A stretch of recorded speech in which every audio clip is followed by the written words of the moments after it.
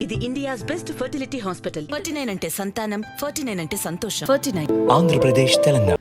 ఇక దేశంలోనే రైతుల కోసం అద్భుతమైన సంక్షేమ పథకాలు తీసుకొచ్చింది తెలంగాణ ప్రభుత్వం మాత్రమే అన్నారు రైతు సంఘాల నేత రాకేష్ టికాయత్. రాష్ట్రంలో ధాన్యం మొత్తం కొనుగోలు చేయాలని సీఎం కేసీఆర్ ఆధ్వర్యంలో ఢిల్లీలో చేపట్టిన నిరసన దీక్షకు ఆయన సంపూర్ణ మద్దతు తెలిపారు. రైతు సమస్యలపై 13 నెలల పాటు ఢిల్లీలో జరిగిన ఆందోళనకు సీఎం కేసీఆర్ మద్దతు తెలిపారని, ఇప్పుడు ఏకంగా ఒక రాష్ట్ర ప్రభుత్వమే ఢిల్లీలో రైతులకు మద్దతుగా పోరాటం ప్రారంభించడం గొప్ప విషయమన్నారు. बड़ा धन्यवाद आज तेलंगाना सरकार का है कि जो लड़ाई पिछले 13 महीने से हमने दिल्ली में लड़ी, आज उस लड़ाई को साक्षात होते हम देख रहे हैं कि कोई स्टेट की सरकार आज किसान के इशू पे दिल्ली में इस देश के किसान के साथ में आई कि हमारे फसलों के दाम चाहिए, हमको एमएसपी गारंटी कानून चाहिए। पूरे देश में जो 23 फसलें हैं, जो दूसरी और फसलें भी हैं, उन पे भी एमएसपी चाहिए। किसान को लाभकारी मूल्य चाहिए। तेलंगाना के मुख्यमंत्री से बात हुई कि फसलों के दाम नहीं मिल रहे, हमारे स्टेट में फसलों की खरीद नहीं होती, आप आंदोलन की शुरुआत करो। देश में हो क्या रहा है? मतलब किसान ऐसे ही मरता रहेगा? किसान आंदोलन करेगा तो उसके खिलाफ पर्चे दर्ज होंगे।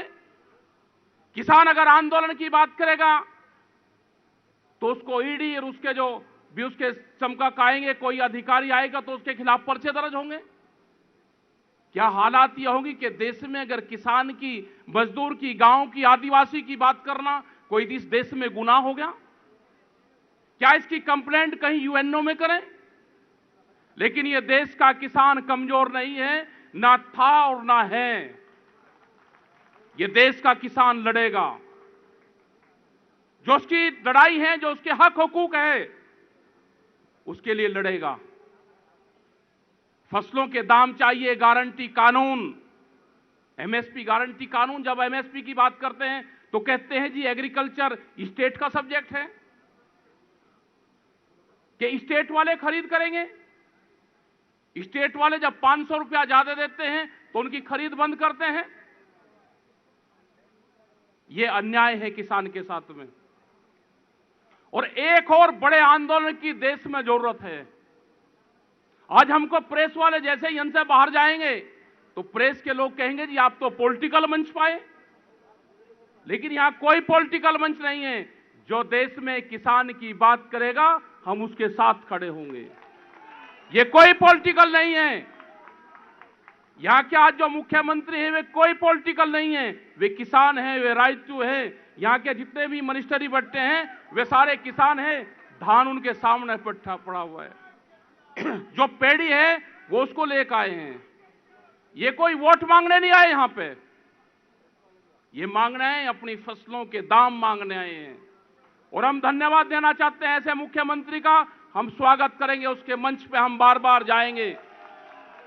जो मुख्यमंत्री किसान के इशू पे अपने स्टेट की पॉलिसी के लिए दिल्ली में लड़ेगा, भारतीय किसान यूनियन और एसकेएम उसका हमेशा साथ देगी।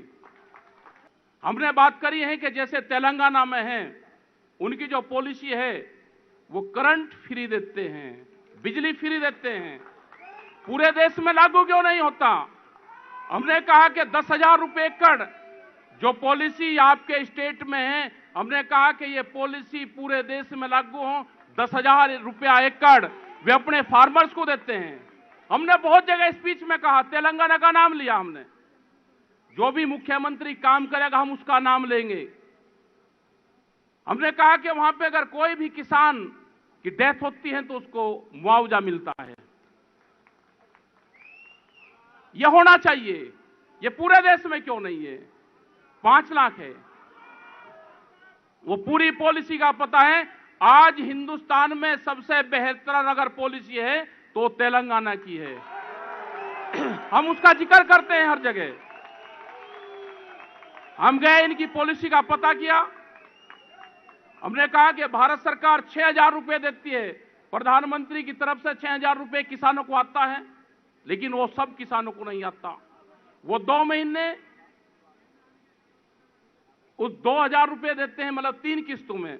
वो पहले 2 महीने प्रचार करेंगे, हम पैसा देंगे देंगे, फिर जब पैसा दे देते हैं फिर कहते हैं पैसा दिया दिया। मैं डॉलर दे रहे हो क्या, या कुछ दे रहे हो क्या? मतलब इंडियन करेंसी है, इंडियन करेंसी तो उसी रेट में चलेगी। आप लाओ ये पॉलिसी, हमने ये कहा था, और ये पॉलिसी हमारी बहुत पहले से, करीब 10-15 साल से हम ये पॉलिसी लेकर आना चाहते थे कि डायरेक्ट सब्सिडी जब तक भारत सरकार किसानों को नहीं देगी, किसान जिंदा नहीं रह सकता।